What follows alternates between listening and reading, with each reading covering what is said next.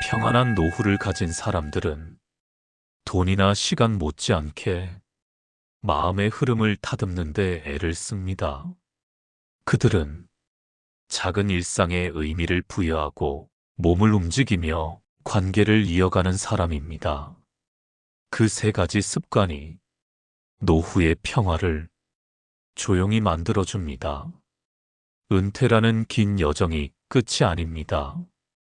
그 이후의 삶이 진짜 시작입니다.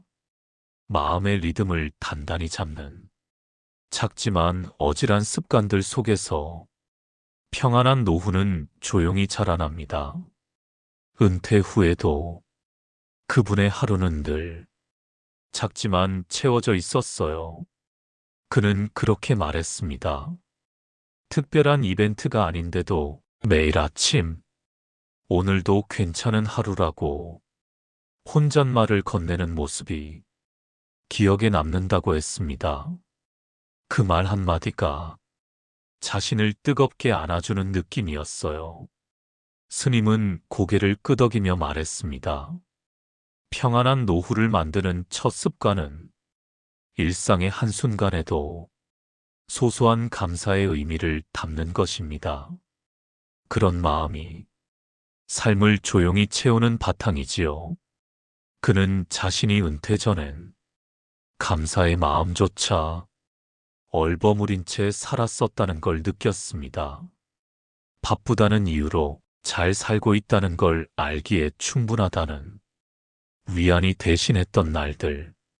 스님, 근데요, 은퇴 후엔 뭘 감사해야 할지 잘 모르겠었어요. 스님은 부드럽게 웃으며 말했습니다. 감사는 큰 사건이 아니라 지금 여기에 머무른다는 작은 인식의 말입니다. 그는 그날 이후 하루를 마무리하며 속으로 이렇게 말을 건넸습니다.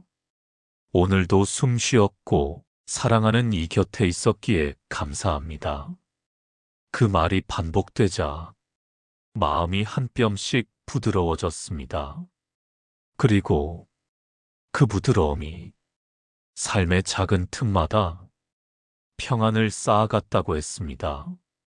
은퇴 이후 기댈 건 유산이 아니라 감사의 마음이었어요. 스님은 마지막으로 말했습니다. 감사는 잃어버린 걸 채우는 게 아니라 지금 있는 것을 살리는 말입니다. 그 말이 머무는 곳에 진짜 평안이 깃듭니다. 부처님께선 말씀하셨습니다. 감사는 마음의 등불이고 평안은 그 빛이 머무는 자리다. 그분은요, 퇴직 후에도 늘 같은 시간에 걷기 운동을 했어요. 그녀는 말했습니다. 아침이면 동네 산책길을 따라 같은 길, 같은 속도로 걸으며 자신과 대화하듯 하루를 여는 사람. 그 모습을 본 것만으로도 왠지 마음이 정돈됐다고 했습니다. 특별한 운동은 아니었지만 그 꾸준함이 참 부러웠어요. 스님은 고개를 끄덕이며 말했습니다. 평안한 노후를 가진 사람은 몸을 움직이며 마음을 돌보고 마음을 다잡으며 몸을 아끼는 사람입니다. 그 두 가지를 함께 챙기는 습관이 삶의 흐름을 다스리게 하죠. 그녀는 자신을 돌아보았습니다. 은퇴 후 몸은 쉬고 싶어 했고 마음은 아무것도 하기 싫어 했으며 그 텅 빈 시간이 조용한 불안으로 번져갔던 날들. 스님, 무엇을 해야 할지는 알겠는데 왜 그렇게 귀찮고 의욕이 없는 걸까요? 스님은 조용히 웃으며 말했습니다. 의욕은 크게 움직이는 데서 오지 않습니다. 하루 10분이라도 내가 나를 돌본다는 감각이 삶의 리듬을 깨웁니다. 그녀는 그날 이후 아침에 5분 스트레칭, 점심 후 10분 산책, 잠들기 전 3분 심호흡을 습관처럼 이어갔습니다. 아주 작고 느린 변화였지만 몸이 가벼워졌고 마음은 흐르는 감정에 조금씩 여유를 갖기 시작했습니다. 그게 참 신기했어요. 몸이 움직이니까 생각도 맑아지고 마음도 고요해졌어요. 사람들은 그녀에게 요즘 밝아졌어요. 예전보다 중심이 있어 보여요. 그런 말을 자주 건넸습니다. 스님은 말했습니다. 몸과 마음은 따로 흐르지 않습니다. 몸을 챙기는 순간 마음도 따라 깨어납니다. 그리고 그 깨어남이 평안한 노후의 근육이 됩니다. 부처님께선 말씀하셨습니다. 움직임 없는 삶에 마음은 눌리고 움직임 있는 삶에 평안은 깃든다.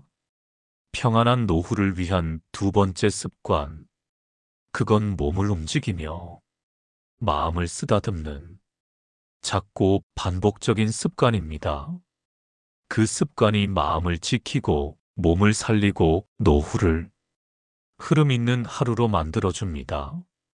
그분은 오랜 친구들을 그냥 두지 않았어요. 그는 말했습니다. 명절이면 안부 전화를 했고, 생일이면 짧은 문자 한 통을 보냈고, 혼자 지내는 지인을 위해 먼저 밥 한 끼를 청하곤 했던 사람. 그런 그가 나이 들어서도 사람들 곁에 중심처럼 남았다고 했습니다. 말수는 적었지만 그 사람 곁은 늘 따뜻했어요. 스님은 고개를 끄덕이며 말했습니다. 평안한 노후를 가진 사람은 관계를 크게 벌리지 않되 작게라도 잊지 않습니다.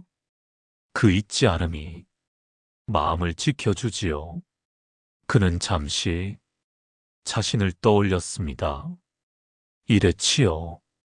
사람들을 하나둘 놓았고 연락을 미루다. 이젠 연락하기 애매한 사이로 남긴 인연들. 그 공백이 은퇴 후 외로움으로 되돌아왔다는 걸 늦게 깨달았습니다. 스님, 그런데 연락이 어색한 사람들에게 다시 다가가도 될까요? 스님은 조용히 미소 지었습니다. 당신이 머뭇거리는 그 순간 상대도 같은 마음일 수 있습니다. 어색함을 껴안고 내민 손이 관계를 다시 이어주지요. 그는 그날 이후 한 명씩 떠올리며 문자를 보냈습니다. 잘 지내요? 문득 생각났어요. 길지 않은 안부였지만 하나둘 답장이 돌아왔고 그 안에서 기억과 웃음이 조용히 피어났습니다. 말 한마디로 삶이 덜 외로워지는 걸 처음 느꼈어요.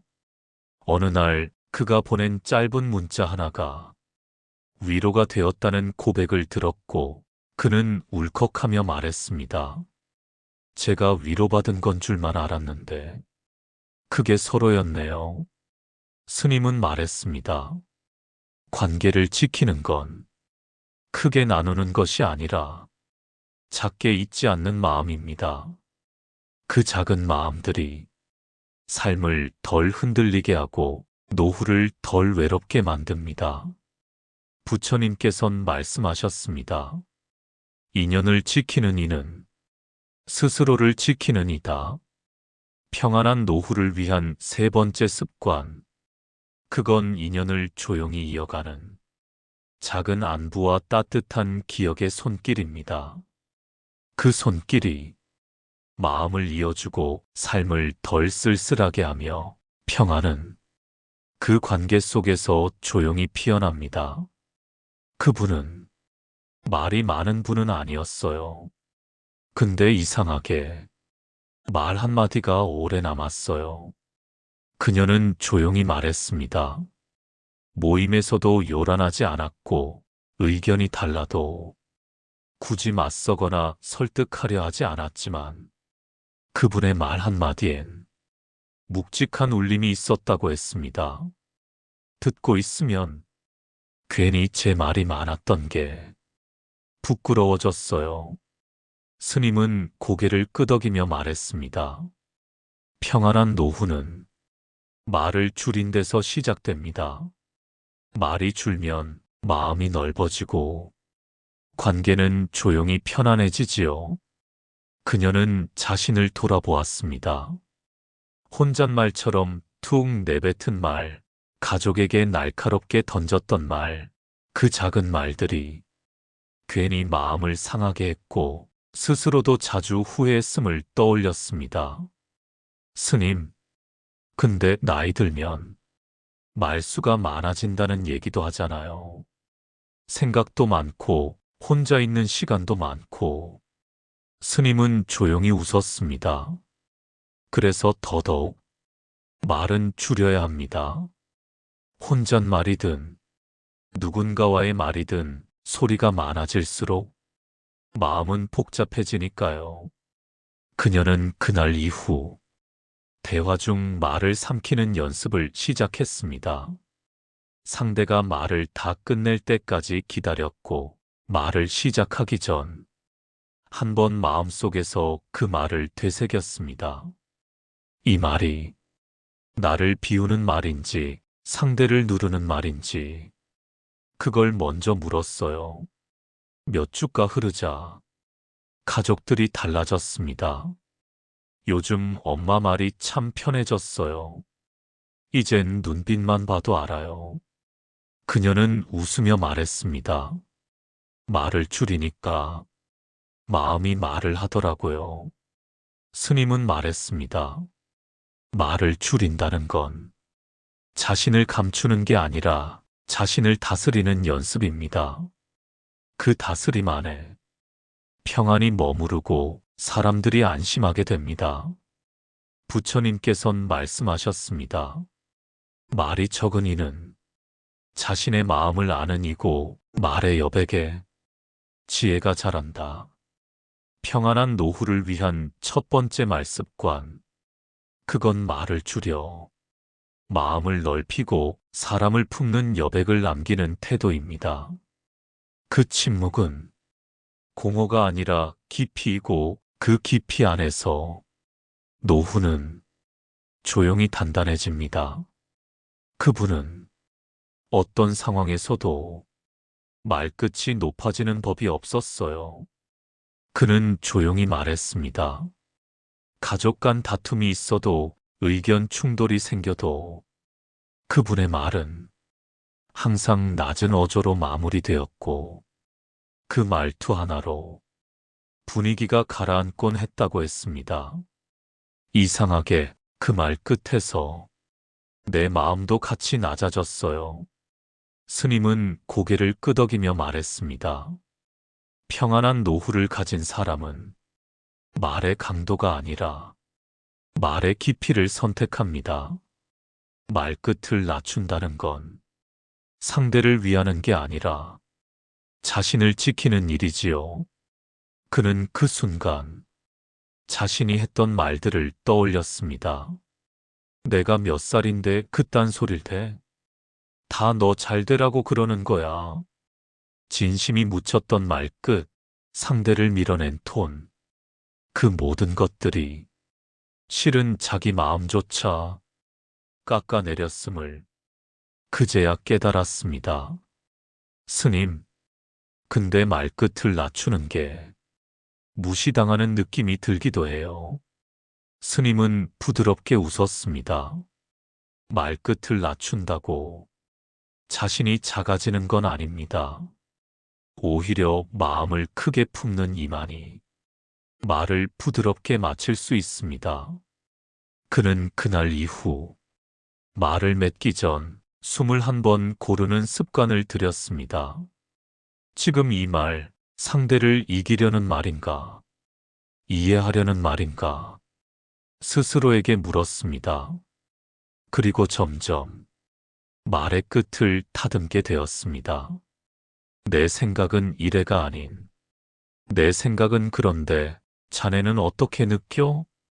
그렇게 관계의 문이 닫히지 않도록 말을 열어두었습니다.